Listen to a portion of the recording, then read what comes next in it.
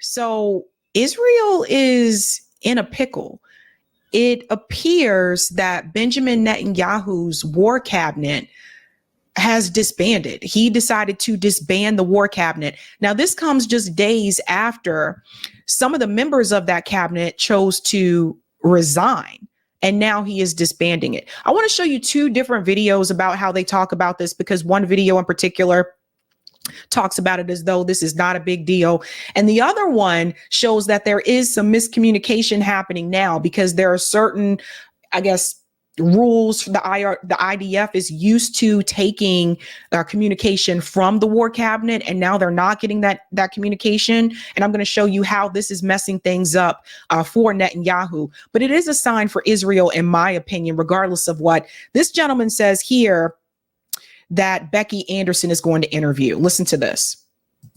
Israeli Prime Minister Benjamin Netanyahu has announced the disbanding of Israel's war cabinet earlier today. This comes just over a week after opposition leader Benny Gantz withdrew from the group. The cabinet was formed in the aftermath of the October 7th terror attacks by Hamas. Decision-making will now move back to the government's main security cabinet, according to an Israeli official. Well, the move comes as Mr. Netanyahu expresses frustration over a new IDF policy of a daily tactical pause to allow more aid into Gaza. That pause reportedly began on Saturday and will take place every day from 8 a.m. until 7 p.m. local time, until further notice, to allow aid trucks to move from the Kerem Shalom crossing. Well, this does seem to be an awful lot of internal confusion in Israel. Tonight we ask, is Prime Minister Netanyahu losing control? Well, here to help us unpack this is Alon Pincus. He's the former Israeli Consul General in New York. What do you make of what we have seen in the past 24 to 48 hours, sir? Chaos, Becky, just like you described it, a loss of control. Look, the disbanding of the war cabinet in and of itself is not a dramatic thing, because the war cabinet does not have, did not have, will not have any constitutional, statutory authority and powers. It was just a convenient consultative body that was set up by Mr. Netanyahu in the panic and disorientation that ensued October 7th. Let me just pause here for a second. Okay, so he said it's not a big deal, but again, I want you to look at his title. Look at the heading below him. Listen to this. Alon Pincus, former Israeli Consul General. So this is someone who worked for Israel. So even if it was a big problem that the war cabinet has disbanded, even if that was a big problem, he's not going to tell you that. So we got to pay attention to the titles of the people that they interview. We have to pay attention to what they're saying and also their titles. That is very important. It was less proactive in the positive sense and more useful in that it prevented several reckless policies from being implemented. So the fact that it was disbanded, and as you correctly pointed out, in the aftermath of, or against the background of Mr. Gantz's withdrawal from the government, means very little. What it does mean is that Mr. Netanyahu has now been deprived of the political shield and protective aura over him. He now owns not only the debacle of October 7th, and the prosecution and the management of the war, but the weeks ahead, which leads us to your second question or point that you made, Becky, and that is this, that his reservations about this pause or hiatus. This is not something that the military decided on its own volition. This is his approval. This is based on his consent. He knew about this. That he now is playing this disingenuous, oh my God, I didn't know about this, is absolutely astonishing. Let me just pause there for a second. Lance is spot on. They're desperately trying to hide the fact that Israel is imploding. Yes, they are. Let's remember, the world has already turned against Israel. So there's that, right? The ICJ has turned against Israel. The ICC has turned against Israel, right? We have numerous Western allies with the United States that have publicly turned against Israel. Then you have members of the war cabinet that have chosen to resign. And now Netanyahu disbands the war cabinet. Remember, this guy is a former Israeli consul general. Okay, so someone who was a part of the mess is never going to admit that the mess was a mess. Just think about that for a second. Think about who he is. He's not going to air all the dirty laundry to you. And I wouldn't be surprised if he's saying what he was told to say.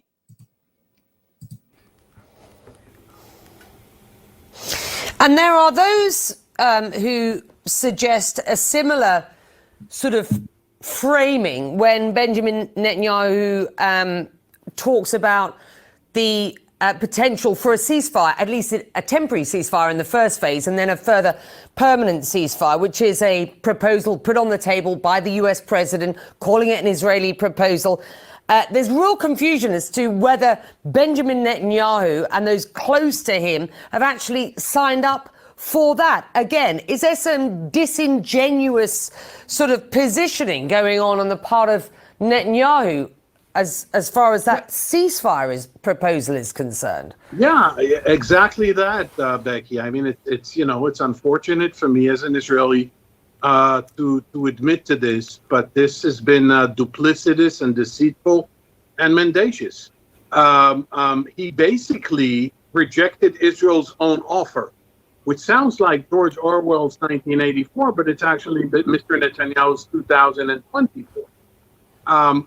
Yes, he agreed on condition with stipulations and prerequisites to the first phase, but the stumbling block is the end of the war, which President Biden 2 weeks ago, or 16 days ago indeed, presented. That phase 2 means the permanent cessation of hostility. To that, Mr. Netanyahu will not agree, which means essentially that there's no deal to be made. No ceasefire, no hostage deal, no nothing. We want to pause here for just a second because I just want to tell you something that one of the hostages did say. This video was going viral on Twitter and then I couldn't find it anymore. So I guess somebody took it down. But one of the hostages in a recent interview said the best way for the remaining hostages to be returned to Israel is to have a permanent ceasefire. That came from one of the hostages. Okay, so when Netanyahu says, no, I don't want a ceasefire, I'm going to continue this war until I get everybody from Hamas and then we get the hostages back. One of the people that has been with Hamas for all this time, all these months, said publicly in an interview that if you want the remaining hostages to make their way home, they said there's only one path for that to happen, and that is through a permanent ceasefire. That is one of Israel's own who made that statement. And I think that Netanyahu knows that.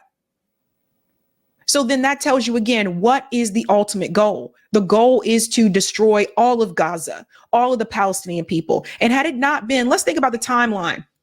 Had it not been for the ICJ ruling, had it not been for the international support for the Palestinian people through protests, through the encampments, through music, had it not been for the world turning their back on Israel, I am willing to bet you all of those Palestinian people in Gaza would already have been killed. I'm willing to bet you by now. This started after October 7th. I'm willing to bet you that Israel would have killed them all by now, had it not been for the world turning their back on Israel. There's a poll question. If you haven't answered that, make sure you do, because I'm curious to know, do you believe that this conflict with Israel and Gaza, or Israel's assault on Gaza, do you believe that this is going to end by November? I'm curious to see what you guys have to say. We get back to this disbanding of this war cabinet. Now that decisions for the war will sit with the security cabinet, what does that mean with regard whose voice will be loudest when it comes to decision making? It's going to be Mr. Netanyahu's. Whether people like it or not, he's going to be the sole arbiter. The laconic statement said that while the war cabinet is being dissolved or disbanded, and powers or authority goes to the security cabinet, which is constitutionally the body that is authorized to make decisions, Mr. Netanyahu, quote unquote, will consult intimate and smaller form, quote unquote. That means that he will do whatever he wants, which is fine, except for one thing. There's no balancing act. There's no countervailing views being aired, because the entire cabinet right now consists of right-wing extremists. I want to push back on something he said here, and he said that Netanyahu will be able to do whatever he wants, and he said that's fine. No, that's not fine. That's how we got here. This is how we got here, this belief that Israel could do whatever it wanted to do. This belief that Netanyahu can do whatever he wants to do. That is how we got here. This idea that there is no accountability. So no, it should not be said that he can do whatever he wants to do and that's fine. No.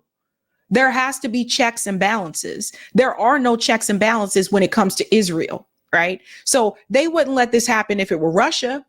They wouldn't let this happen if it were China. They wouldn't let this happen if it was Iran. They let it happen because it's Israel.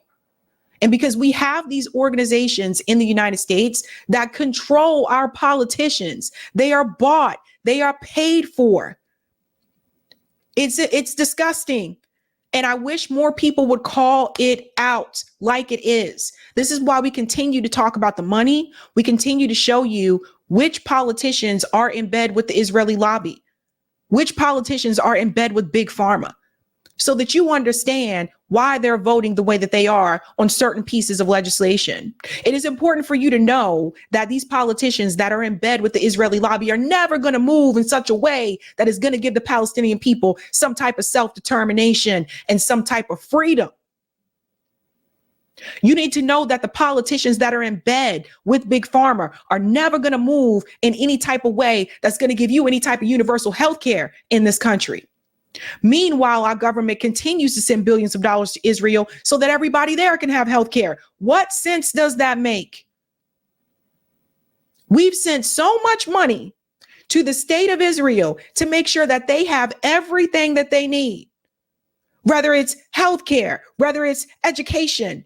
And we don't have those needs fulfilled for every American in this country. It is very problematic. And I don't care how you slice this. I don't care how you try to frame it, but the American people have been neglected. The American people have been left behind. You want to know why they say the kids in school are left behind? Well, we're sending our money somewhere else instead of putting it in the education system here.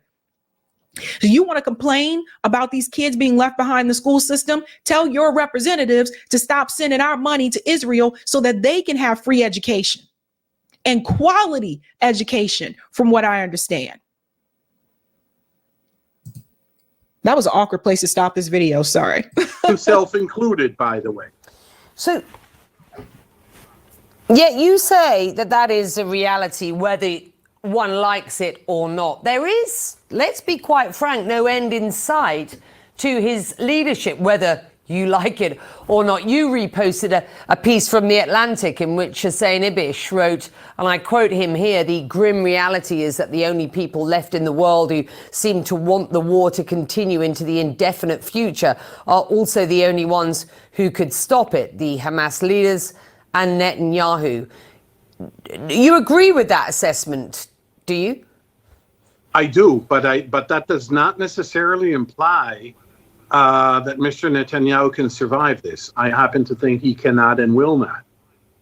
The next 45 days will be critical. He is facing both immense domestic pressures having to do with the conscription of ultra-Orthodox Jews into the military, from which they have been exempt for over 65 years, and also international pressure.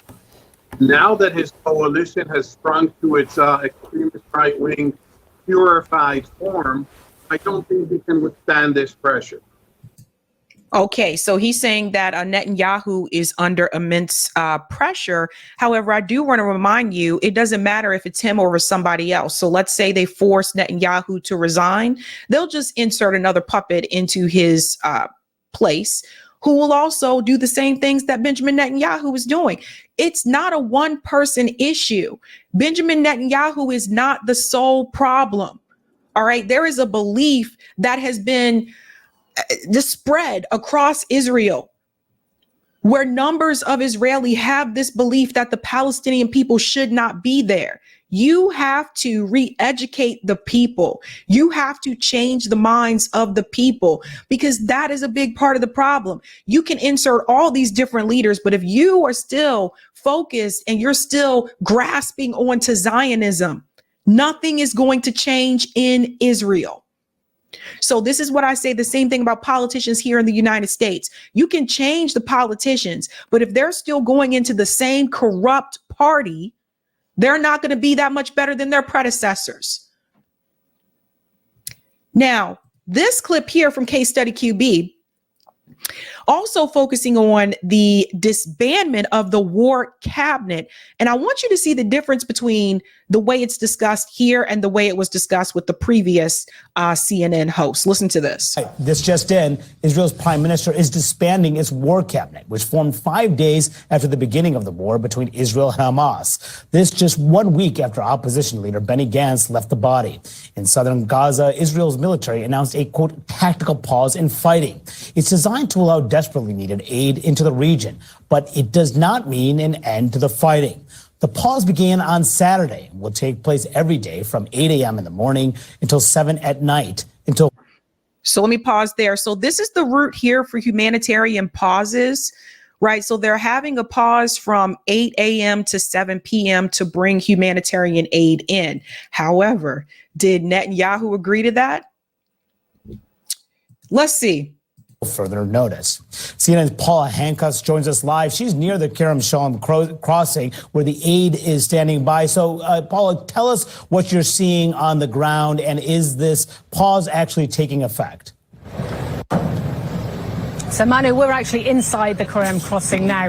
The Israeli military wanting to show us that trucks are getting through. We just saw 2 trucks of potatoes going through. So they say this tactical pause will be from 8 a.m. to 7 p.m. along the road from this crossing. It'll just go straight through here into Gaza and then up the Salahadin Road, which is the main artery north-south in Gaza. We have heard, though, from UN groups on the ground that we've spoken to that this has been open for well over a week now. They have been using it, but the problem is not the being able to get the aid in at this point. It's being able to distribute it, because the situation on the ground is extremely lawless. We've heard from the UN Humanitarian Office, OCHA, saying it's simply too dangerous for them to get to this area to pick up the aid at this point. We just spoke to Daniel Hagari. He's the IDF spokesperson. Let's listen to what he said. We share the same target, that the people of Gaza will get the food, and not Hamas. Hamas is looting. But it's Hamas is taking the food. It is the law and order issue, because obviously... Let me pause here for a second. I want you to think about this narrative that they say that Hamas is looting. Okay. Hamas lives in Gaza. They are Palestinian people, right? What do you mean they're looting the food? I have not seen any video footage or any evidence that shows that Hamas is stealing the food. Not one. So this is another narrative, another talking point that the IDF is continuing to repeat. And we have no evidence to show this. But what we do have evidence to show is that Israel has been blocking aid. I've shown multiple videos on this show of Israel stopping the food from getting in, of IDF soldiers raiding the trucks, setting fire to supplies. We do have evidence of that. I haven't seen any evidence that shows Hamas looting the food. law enforcement has been targeted by Israeli military, and so that there is no law enforcement now within Gaza. So are you going to escort these trucks? The military will escort them? Well, this is the war zone, and we need to act inside the war zone and to find inside the complexity the way that finds solutions. So I asked a number of times, would these trucks actually be escorted by the military, and that wasn't answered. What they did say was there would be military checkpoints along the way, and they would try and make sure that that road itself was safe. There was some controversy about this announcement as well. We heard from an official within the Prime Minister's office that he hadn't been informed of this, and he was not particularly happy about it until he found out that he had a guarantee that the fighting itself in Rafah, which is close by here, we can hear some of it in the distance, that would continue. The Israeli Prime Minister adamant that the fighting in Rafah has to continue to try and beat Hamas. He has said that is the last area where it is necessary to fight. Manu? So was the Prime Minister, Paula, was he blindsided by this move? It certainly sounds like it. I mean, we heard him in a cabinet meeting saying this is a state with an army, not an army with a state. So certainly his heckles were up. I did ask the IDF spokesperson, is this a lack of communication? And he said, well, they make decisions based on what they're told by the cabinet. So again, sidestepping that answer. But it's not the most. Pause for a second. So did you guys hear that? So if you pay close attention to what she's saying there, Netanyahu did not approve the humanitarian aid to get through. He did not approve what has just been decided, that they're going to have that temporary pause from 8 a.m. to 7 p.m. to allow the food to come through, supplies to come through. She's telling you that he did not approve of that. So you see what has happened now that the war cabinet has been disbanded. There's already miscommunication. And if you compare this to the other CNN interview, that gentleman said this is not a big issue. But according to what she's saying, it is a big issue because the IDF soldiers were used to taking orders from the war cabinet. Get up. So it seems like to me CNN is not on the same page. And Israel's not on the same page. Suspicious way to open this tactical route. And of course, this is just one route. The fighting will continue. And the issue is, we're hearing from humanitarian aid groups on the ground, is it is very dangerous for them to actually get to this particular area. There is looting. There is a lack of law and order because Israel has targeted the law and order within Gaza itself. So she's continuing that lie that there's looting and she hasn't seen any looting happening. Of course, those humanitarian aid groups now want to get to the aid. They want to distribute it, given the UN said just last week that as of next month, there may be 1 million Palestinians that face starvation. It is urgent, but it is extremely dangerous for them to be distributing this aid at this point. Manu? Yeah, no. So the fact that there may be 1 million Palestinians that are going to may starve, may die from starvation if they don't get the food in. They keep saying that Hamas is looting the food because they want you to believe if those people die, it will not be because of Israel. It will be because Hamas stole the food. So do you see how this works when they continue to repeat that Hamas has been looting it? No evidence of that, but I showed you evidence of Israel stopping that food from coming in. I showed you evidence of the flour massacre where there was an aid truck that got through and they went to go get the food and IDF soldiers started shooting at the Palestinian people. So everything that the IDF does, they are trying to blame it all on Hamas. Hamas did not stop the aid from coming in, but we did see footage of IDF soldiers looting those trucks, stealing that food and the supplies. So you always have to think about what we saw and what we did not see. And I don't know about you, but it's a lot easier for me to believe what I saw versus what I did not see. So there's that. I think that is the other piece I want to mention here, the State Department. Now, because of the disband of the war cabinet, now there are questions to the State Department. What should Israel do? This is hilarious, this statement here from Matt Miller, because of course they're going to ask him, how is the U.S. going to get involved when it comes to the war cabinet in Israel? His answer is hilarious. Listen to this. You talked about the dissolution of the Israeli war cabinet, said this was an internal matter, but it's not an internal matter if it affects who is in the direct line of decision making over the use of US military assistance and US weapons, particularly in relation to this war. And we know it seems very likely now that the ministers for national security and finance will be a far more significant part of that decision making process. Does that concern you? We ultimately judge the decisions that the government of Israel makes, as we do with other governments, on the policy outcomes those decisions produce, not on the people making them. That's true no matter who is in the government. It will continue to be true. But these are people you've repeatedly criticized for, I think, what you call destabilizing rhetoric, for, effectively what are their values. One is a convicted supporter of terrorism. Another has openly called for the ethnic cleansing of Palestinians. So if these people are now, in a direct line of decision making over the war in Gaza, surely that's a concern for you. So those are people who have always been in the cabinet, and we have made clear when they take actions that we disagree with. We've made that clear publicly, and I can tell you we've had some very direct conversations privately as well with the senior members of the government of Israel about those policies that we think are unproductive, not only to the plight of the Palestinian people, but to Israel's security. Pause. Let's talk about private conversations. So if you have a private conversation with someone, it remained private.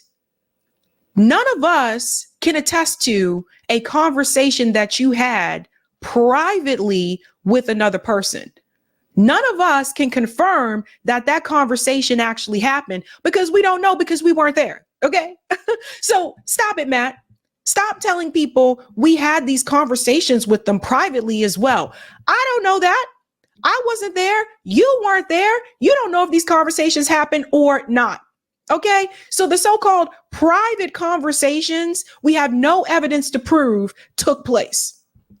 There's that. I'm sorry, but we need to go ahead and say that. I'm getting tired of Matt saying we had these private conversations. I don't know that these things happen at all. Let's continue.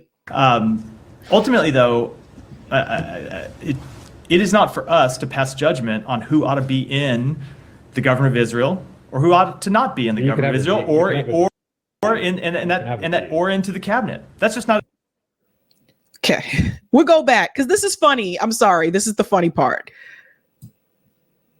It is not for us to pass judgment on who ought to be in the government of Israel or who ought to not be in the government of Israel or into the cabinet. That's just not a decision for the United States to make.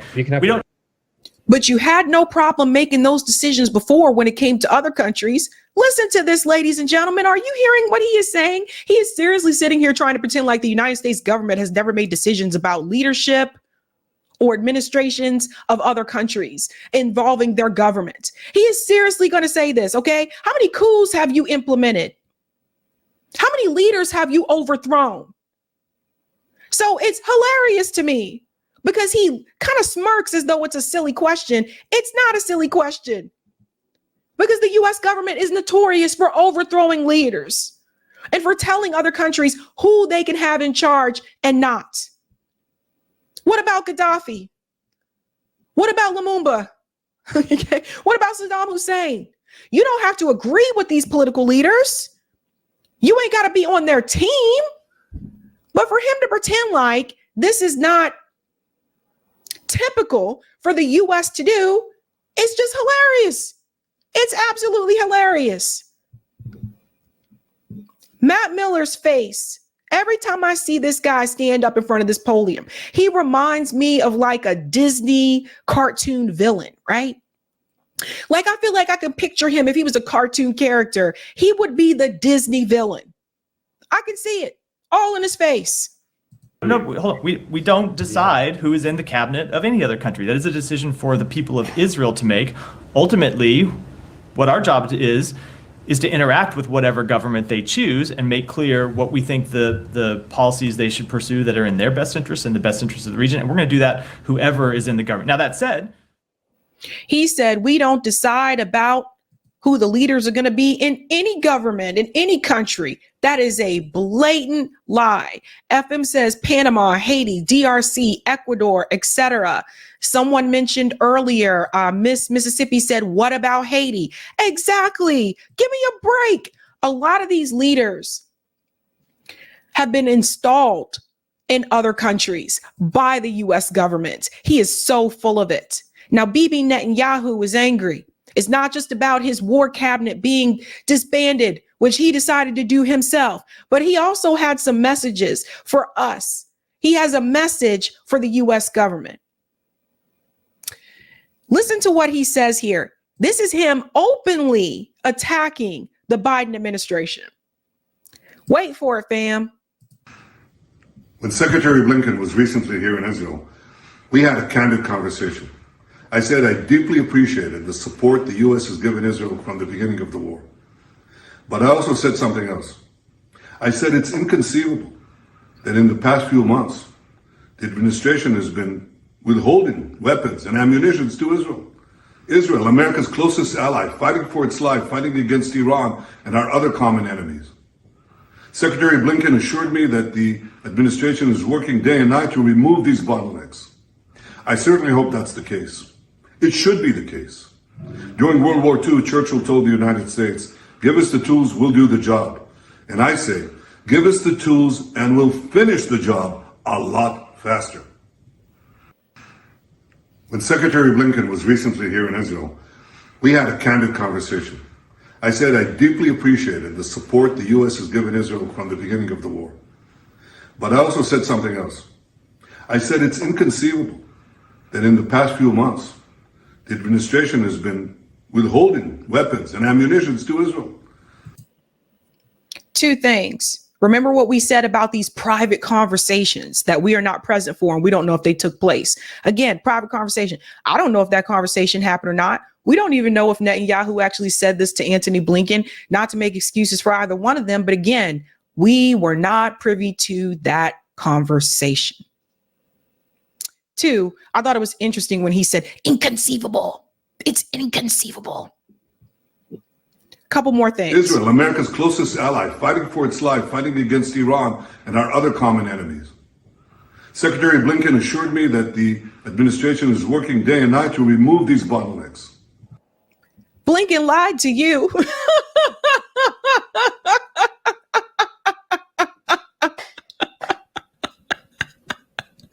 Secretary Blinken assured me that the administration was going to remove these bottlenecks. And you believed Antony Blinken, lying ass Antony Blinken. Blinken told you what you wanted to hear. That's what he did. Two, this whole talk about ally. Just because the United States government is an ally with Israel, that doesn't mean the US government has to give you weapons, and that don't mean they have to give you money. Okay, let's just think about this for a second, folks. I'm pretty sure you have a friend, you might have a bestie, and you guys are an allies, right? You're like, that's my ride or die. That's my ally. Does that mean you have to give them money? No, it doesn't. Okay, I think there's a misunderstanding about this so-called relationship because it's very clear to me. I don't think most of the American people would have voted to have our money go to Israel or go to any other country. Right? I just don't think most of the American people would have done that. So the government is not speaking on behalf of the constituents. That's the really big problem. They're not speaking on behalf of us. All right. So this relationship, BB, that you think you have with the United States government, you trusted us. You trusted the United States government, the government that intervenes in countries all across the world. The government that has military bases all around the world, the government that has overthrown leaders all around the world, you believed and trusted the U.S. government? Interesting. I certainly hope that's the case. It should be the case. During World War II, Churchill told the United States, give us the tools, we'll do the job. One, Winston Churchill is dead. Two, it is 2024. You know, people they like to go back to World War II. It It is 2024. Stop trying to use World War II as an excuse for you to genocide a whole entire population of people. Stop using World War II as an excuse for the US government to have to give you weapons and give you money, okay? Winston Churchill, not the best example to use of a person, but Winston Churchill is dead. All right, let's stop bringing up all these leaders that have died that did some horrible things during their time. Let's stop bringing up these people. I get tired of it. You know, I'm tired of people bringing up FDR. I'm tired of people bringing up FDR, Franklin D. Roosevelt. Tired of them bringing up Thomas Jefferson, JFK. They would have done this. They would have done that. All these people are gone. And it is 2024. They kill me with that. And I say, give us the tools and we'll finish the job a lot faster. We don't have to give you anything. In that speech, I kind of feel like, in a way, what's really awkward about it is like he basically slapped us in the face and then asked us for money. What? So BB sat up there in the beginning and he criticized that we weren't doing what he wanted us to do.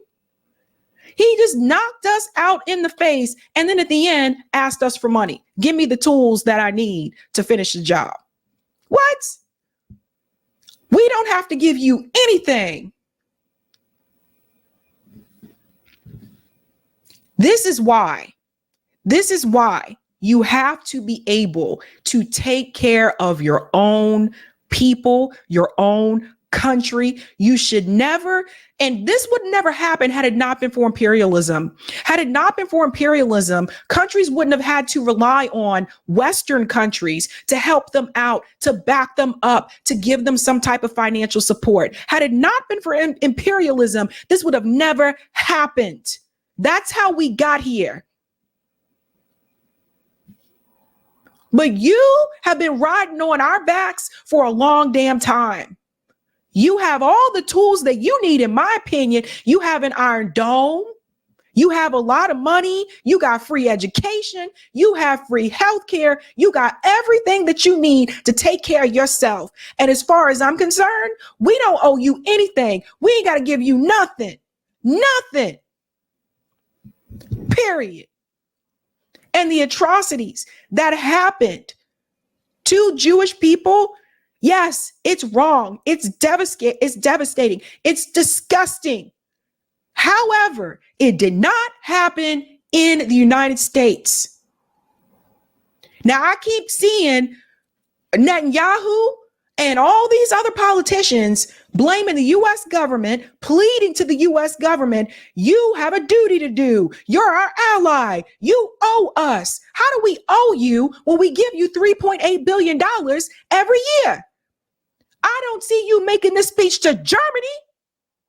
Where's the video for Germany, Netanyahu? Why aren't you asking them for more money? They're number 2 after us. Why don't you bump them up and make them number 1 since the atrocities happened there?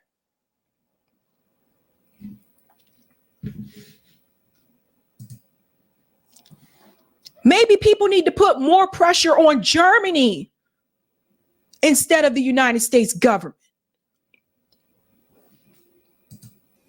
He's a mess. Israel is failing.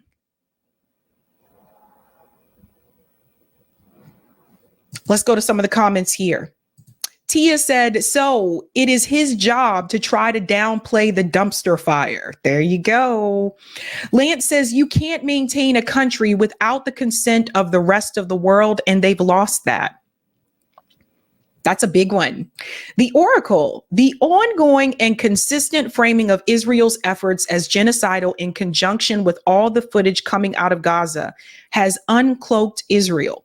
And the narrative war is effectively a loss. There you go. Thank you for the super chat, American Disaster.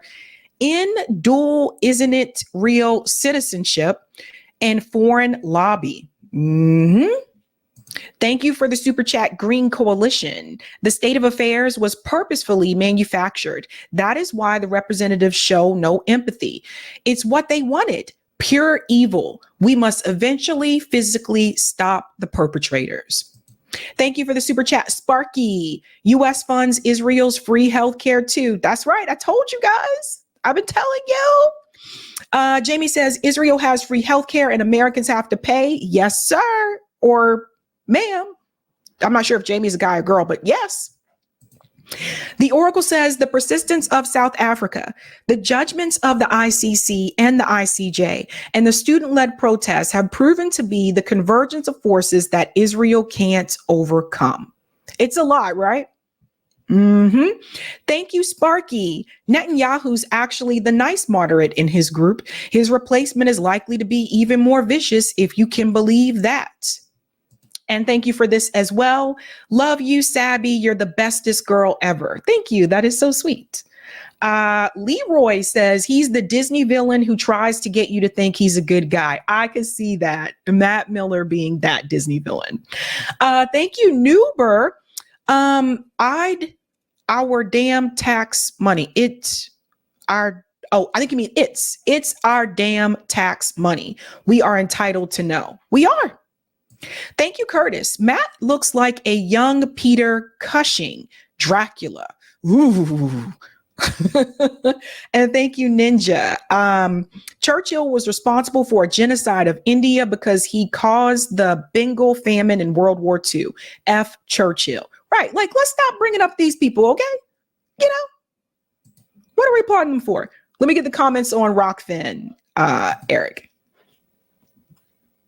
Doop, doop, doo. Thank you for the tip on Rockfin, JVB. Sabby about MSM because you're liars. That's the quiet part spoken out loud. Thanks, Sabby. You are welcome. Okay. All right. Let's look at that poll. Let's look at that poll. Let's look at that poll. Let's look at that poll. All right, guys.